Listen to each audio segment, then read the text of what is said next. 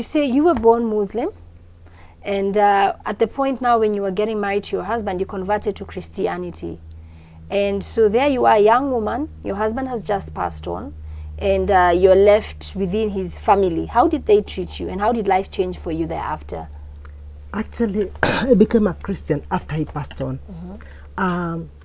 That is, the complication came because I came from a Muslim family, and you know, when you're a Muslim, when you get married to another religious person from a different religion, the family disowns you. So now that the man was dead, your religion became an issue for the family? No, even when he was alive, they didn't approve of that marriage. Right. Right? So I found myself alone, having married a Christian, so I found myself alone, rejected by my family. Right. And so for that matter, I started life on a wrong foot from the word go. So I continued with my marriage, but then after my husband passed on, I faced rejection from both my family and from my husband's family. Just like Janet, I had no support from any side. Yeah, I had to take there care you are of with my 5 children. kids? Yes, alone. So where did you without my start? family. Were you working? Did you have a business? Fortunately, I was working in the bank. Yeah, so I had an income, so I didn't have financial problems per se. But still, being a single parent, you find you are stuck here and there because of school fees. School fees, everything, including also discipline. When you're bringing up a child or children alone, one-sided, especially if you are a lady, you have issues with discipline the children. So my children were affected discipline-wise. They also face rejection. Remember, they are not accepted from both sides. Yeah, your family rejecting you because you married a Christian man, his family rejecting you because you're I came from a Muslim. So you're stuck in the middle. Yes, that's the point. So I faced rejection, I faced loneliness, and I also was affected physically. My health deteriorated. I developed high blood pressure, I developed diabetes, I developed ulcers, I developed all kinds of illnesses. I was ever in hospital. Because you're stressed, you're depressed, you're anxious. You can't say that again. And then, to make matters even worse, I was at times not able to have enough money for school fees. So I had to go to 5 kids, that's a lot of... I had to borrow money from Shylocks at an interest of 30%. Wow. Yeah. So that's how I brought up my kids, through loans from Shylocks. Yeah. And that now means added stress. Because unalipa hii, unaomba. We are talking. Yeah. So I went through a very stressful period. Right. And I was really down, even health-wise. And so maybe let's talk now as women, because there you are, now you're wearing the cap of your mom and dad, you're the breadwinner. How was society treating you then? Do you feel that there is stigma around widows in this society? And let's start with society at large, then let's go even to other women. How were they treating you? Yeah, like after my husband died, we had many family friends, both married, others not. But I just found out nobody wanted to come to our home. The couples, nobody wanted to come. It's like they left. Nobody came to our home.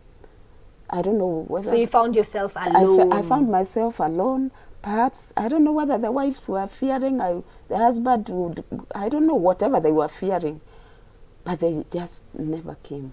So a place where we had many visitors, you are just there alone at times with your children. And also his family, nobody supporting you? His family, no, they didn't. Okay. The support I got was from my family. My parents really supported me, both there and even when I came to Nairobi. I remember my mom coming almost all the time from Meru, carrying everything. Analeta chakula. Now at school fees, sometimes they could help me. Yeah, they could, and I got help from the teachers. Also, you know, you are talking to them. Right. I could go, like I went to Ngara school one time because I was going to tell them, give my daughter at least a week. And the deputy says, I'll never forget that day. She tells me, Mama Ruth, the giant people, he called them the giants, those who support. They came and we gave Ruth's name. And they have paid. And when they paid for the whole year. I So she was able to be sponsored. She was able to be sponsored for that year, and I got many miracles. It was a small graces that God was providing. Yeah, you know, when my husband died, I was not born again. I was just religious, you know. You don't know, but I came to know the Lord later, 87, and the church where I joined, God gave me grace with them because they were supportive, very supportive. Very supportive. And we thank God for that. I thank God for that. Yeah. And Frida, what about you? How do you feel like society stigmatizes widows, especially? Not even society, even friends. Even friends. Yes. What was your experience with that? First of all, I lost, in fact, almost all my friends after my husband passed on, especially the women friends. Perhaps like Janet has said, maybe they thought I would interfere with their families. Yeah, now you become a threat almost, Yes. because their husband might take you as a second or third wife. And then after that, they kind of look at you like a burden, like you're going to take your problems to them, asking them to give you money, to support you. So they keep off. So I found myself alone, literally alone, as in if I had to do anything, it had to be me. If I had to look for money, it would be me. If I had to talk to my children, it would be me. I didn't have anybody, any support from any quarter. And the beauty of it all is that even with all that, I'm a very strong believer in God. So I kept believing God would do the miracles. And he did the miracles because I was able to bring up those children. They finished school, they got employed. And by the time my children were just about to get out of school is when I got born again. So now I had the support from the church. That's where the church came in. And I was able to do the little things that I needed to do after they were already out of school and now maybe wanting some little help here and there. I got the church to help me, to assist me, to talk to them, to maybe to be there for them. And for that matter, I was able now to see the bigger picture, that it's not about them, it's about God. Why did I have to pass through this? Maybe so that I can encourage other people that even after 27 years, life can still go on. And let's talk about that, because Janet, yours is 44 years as a widow, yours is 27 years. Yes. So these 44 years, these 27 years, you've never remarried? No. Why was that? Was it by choice or was it by circumstance? I think I didn't, with that load of burden over me, all my love was directed to my children. I couldn't think of carrying my children to another man. I always thought they would perhaps mistreat them, although I don't think whether I had any time of that, because the burden was too much. So you were not open to it at all? You focused on now being there for your kids? Being there for my kids. And also the fear that you're saying, which man will accept you, which family will accept you with 5 kids? Yeah, because when my in-laws were mistreating me, they were saying she is too young, she'll get married. Then I was asking them, who will marry me with 5 children? So my mind for marriage was not just there. Closed up on that. I closed up on that. Any regrets? No. None whatsoever. None whatsoever. Now you are a grandmother. Of 12. Of 12. And I am happy. Okay. Yeah. And what about you, Frida? Yako ni 27 years. Yes. I didn't get remarried, but I think me the circumstances, because like my sister says, the workload was so much and you hardly think about getting married. Your mind is occupied. I'm occupied with thinking about those children. I'm occupied with thinking about their school fees, who will visit them at school, who will do their homeworks, house girls come and they run away. You understand all those issues in the family. Yes. Then I was working in the bank. I used to have keys for the safes, I was a senior officer. So you're a career woman, you're a mom, you're a dad, yes. you're everything. I was everything. So I think it didn't come at that point. Right. Yeah. But do you think it's harder perhaps because you've been very candid saying for you it was not by choice, it was by circumstance. Yes. Because hakuna simba ambaye alikaribia ambaye angeza kukusaidia na hiyo responsibility. Exactly. So do you feel like that's another point of stigma that widows go through, because they would perhaps love companionship. And I'm Yes. sure now, because you're both glowing, can I tell you guys, these women, they are in their prime time. Janet is 74. Frida, you're 74 years old. 73. 73 years old, Yeah. we are sorry. You can't even tell. We You know? thank God. Yes. You thank God, like you've lived such full lives. Yeah. And as single women now, for literally now, most of your life you've been single than married at this point. Imagine.